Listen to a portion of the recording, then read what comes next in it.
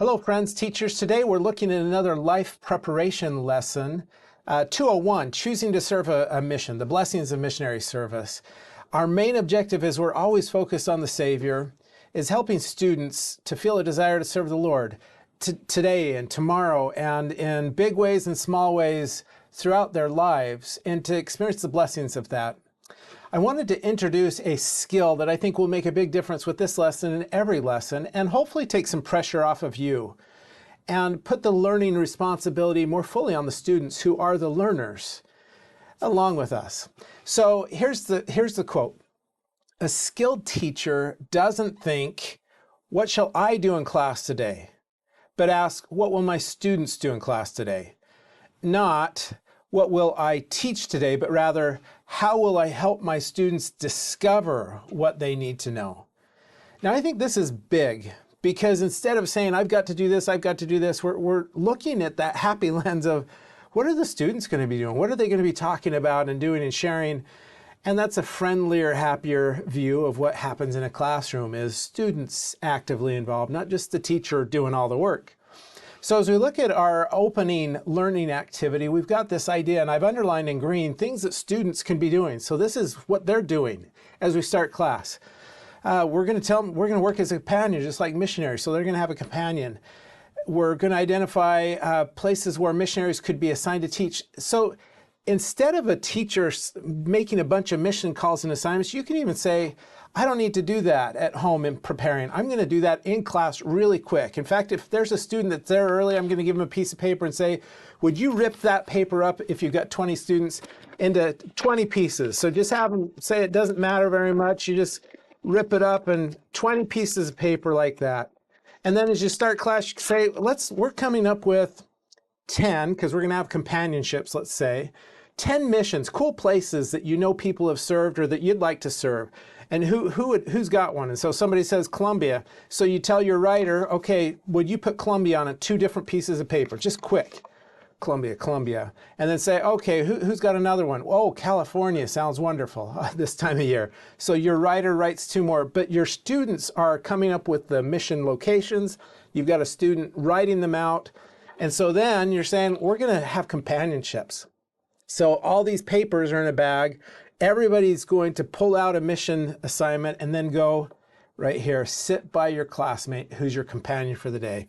Doesn't matter if it's a boy or girl for the sake of this, but students are actively creating the assignments, moving their bodies to get together, and then you're going to have them do 3 things. They're going to read a quote.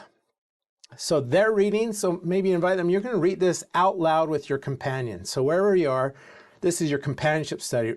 Read it out loud. Would you discuss at least one thing that impresses you the most? And then be prepared to share insights with the class. And since they're companions, you can say, just like missionaries, we might have you stand up front and teach us for a minute. So this companionship, why don't you come up? Would you share some of your favorite ideas from that?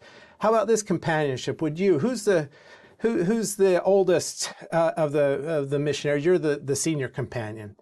But they're doing the work. So that's the first activity. The second one is, again, I've highlighted in green, what are my students going to do? Well, now they're going to ponder and they're going to respond to a question. We're going to give them time to think. And so we can say, this is thought-provoking. So I'm going to give you about 60 seconds just to think. So they're going to be doing that, just quiet time. And then would you write your answers to these 2 questions in your journal? And give students time to be thoughtful. Let them know, as a missionary, you've got study time, so we're not going to rush you. Consider this your morning study. You're going to write a lot and write their thoughts. Then we might invite a few volunteers to share their answers. I'm going to highlight that. I didn't, because that's something else that they're doing. So they're going to speak. So you as a teacher aren't doing much talking so far. Companionships are reading, they're talking, they're sharing. Then individual missionaries, your students, are reading and pondering and writing and sharing. So far, this is all students. You're just kind of facilitating. There are some good things to look at. If there's service mission needs, There's resources at the bottom of the lesson to talk about that, and all missions are the same, and every service is Christ-like, and we're just happy to be involved in whatever way helping people. So our next activity is a companionship activity. So we can again say we're going to do a little bit more companionship study. We're going to invite you together as companionships to search the Scriptures General Conference, and you're looking for our blessings of service, missionary efforts. What's the good stuff that comes out of this? Now, I could see with my class that I might, if I want success and for them to not twiddle their thumb or be distracted, I might want to give them a really good place to go.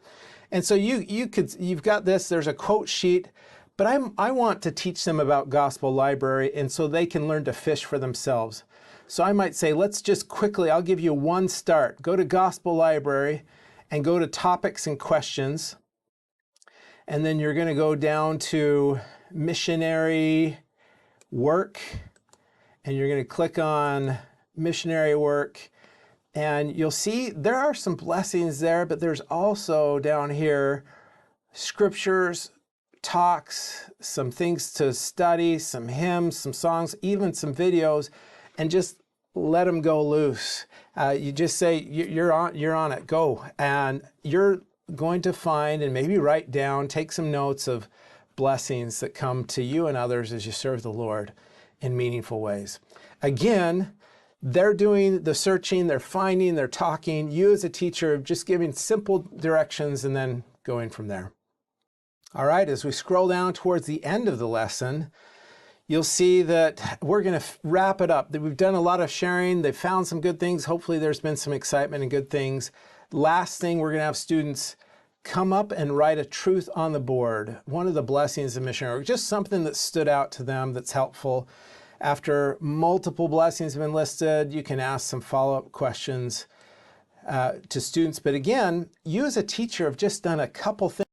So your preparation is all about helping students to be active learners in the classroom. One last quote for the day. This one's from Elder Holland. I think you'll like it. He said, "Please remember this one thing from my time with you today. Remember, a student is not a container to be filled. A student is a fire to be ignited." Or in other words, our job as a teacher is not to give them the lesson and to fill them with the information that's in the teacher manual. Our role is to ignite a fire, to give them opportunities to think, to share, to consider, to testify, to experience the blessings of the gospel and increase their faith in the Savior Jesus Christ. You've got this. You're wonderful. Thanks for being a teacher.